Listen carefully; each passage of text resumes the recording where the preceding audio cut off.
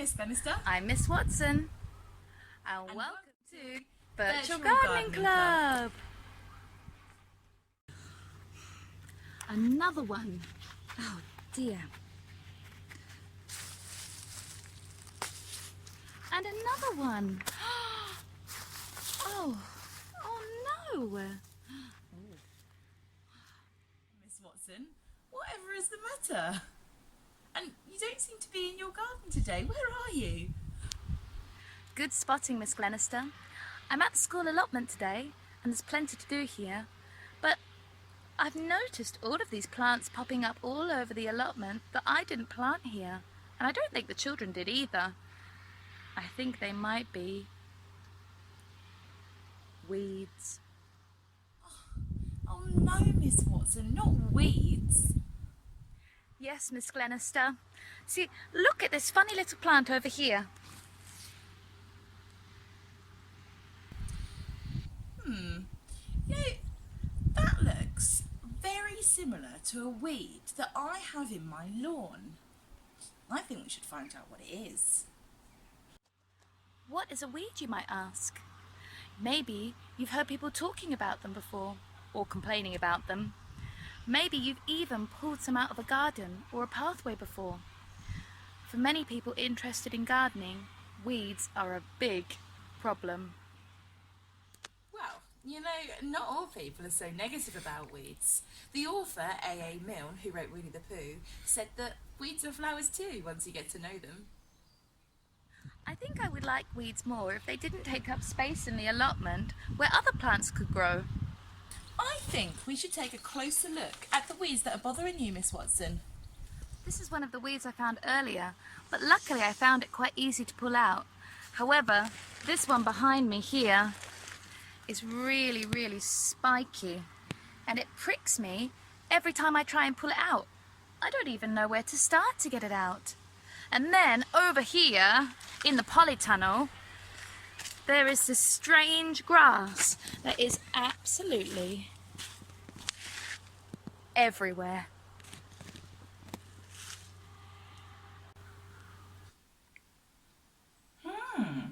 Interesting. I've had a look on the Royal Horticultural Society website, Miss Watson, and it looks like the first weed is called chickweed.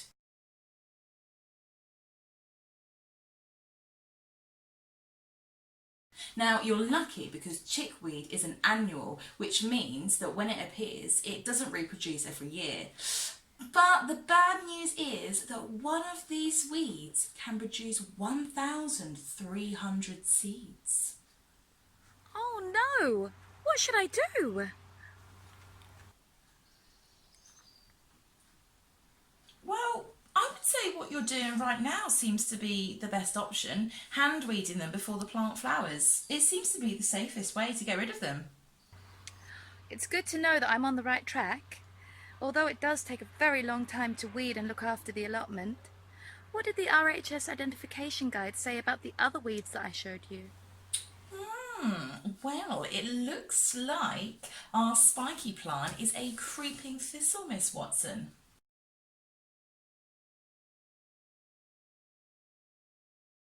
Now, it says here that creeping thistles have really deep roots, so we could try treating it with chemicals, but that might damage the plants around it. So probably the best thing to do in this case is wait for a rainy day so that the soil is loose and damp, so it's easier to pull out the root. Good tip. I'll give that a try. And my weed that is everywhere? Oh, well, it looks like you might have a mare's tail or a horse tail problem in your polytunnel, Miss Watson.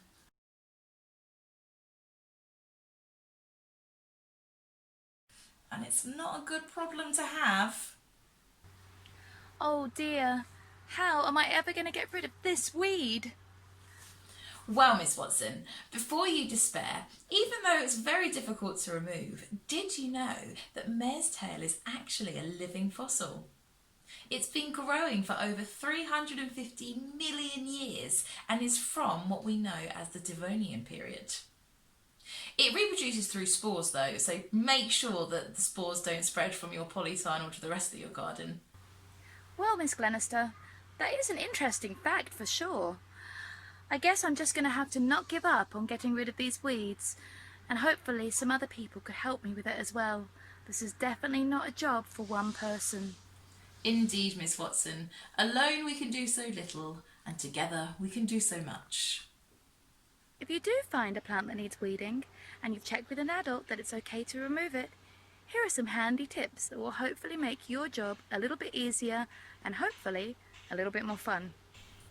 Make sure you are wearing gloves because some plants, like the creeping thistle, can be really sharp, so you need to protect your hands. Pull when wet. Yay! Hoe when dry.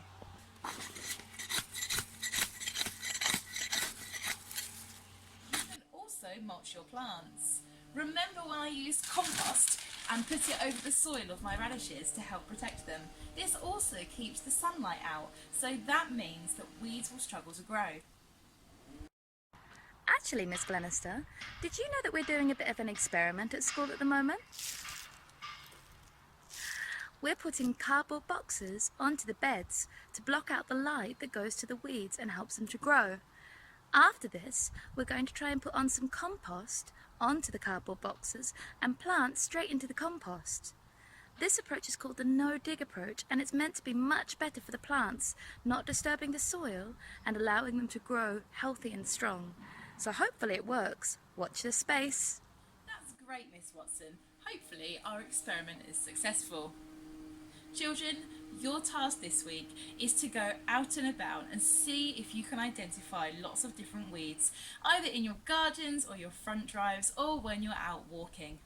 In the description there is a plant identification guide and a link to the Royal Horticultural Society where they have lots of information that will help you identify the weeds that you spot. Happy hunting! Well, that was a busy episode. Hopefully you enjoyed learning all about weeds, and we'll see you next week for another episode of Virtual Gardening Club.